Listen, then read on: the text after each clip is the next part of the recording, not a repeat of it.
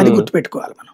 కానీ కోటి సంతకాల సేకరణ అనేది ఒక రాజకీయ కార్యక్రమంగానే ఏమన్నా ప్రజలు చూస్తున్నారా? మనకి దీని వల్ల పెద్దగా ప్రయోజనం ఏముండదని ఎవరు రెస్పాండ్ అవ్వట్లేదు. ప్రజలు వచ్చి సంతకాలు బెటర్ కదా, ఇంటికి వచ్చి అడిగితేనో లేకపోతే సెంటర్ లో బోర్డు పెడితేనో వస్తారు.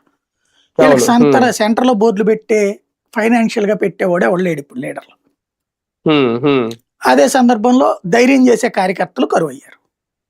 మేబీ అదే లోపం అయి ఉండొచ్చు. అంటే వీళ్ళు చెప్తున్న లెక్కే సార్, ఇప్పుడు ఒక నియోజకవర్గంలో 2.5 లక్షల మంది ఉన్నారా అని అనుకుందాం. 2 లక్షలు 3 లక్షల మధ్యలో ఉంటారు మహా అయితే.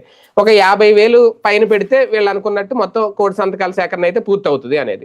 కనీసం ఆ 57,000 కూడా పెట్టించలేకపోతున్నారంటే ప్రజల్లో ఇంకా అవగాహన లోపం ఏమైనా కనిపిస్తోంది. 57,000 మంది జనం దగ్గరికి వెళ్ళమంటే ఏంటనుకుంటున్నారండి?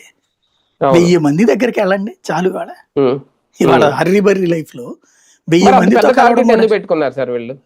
ఎప్పుడు కూడా లక్ష్యం పెద్దదిగా ఉన్నప్పుడే వినపడదు. ఇప్పుడు జగన్ది ఆఫ్టర్ ఆల్ 1500 కోట్లు అంటే ఎక్కుతుందా? 1,00,000 కోట్లు అంటే ఎక్కింది అంతే ఇవన్నీ. అందుకని కోటి సంతకాలు అంటారు అనమాట. అంటే ఫెయిల్ అయినట్ట ఈ విషయంలో ఫైనల్ గా, లేదంటే ఇంకా వీళ్ళ టైం కార్యక్రమంలో సంతకాలతో ఆస్తులేం రావు. దీని ద్వారా చర్చ జరగాలి. చర్చ జరిగిపోయింది ఆల్రెడీ. సమాజం 2గా డివైడ్ అయిపోయింది కాబట్టి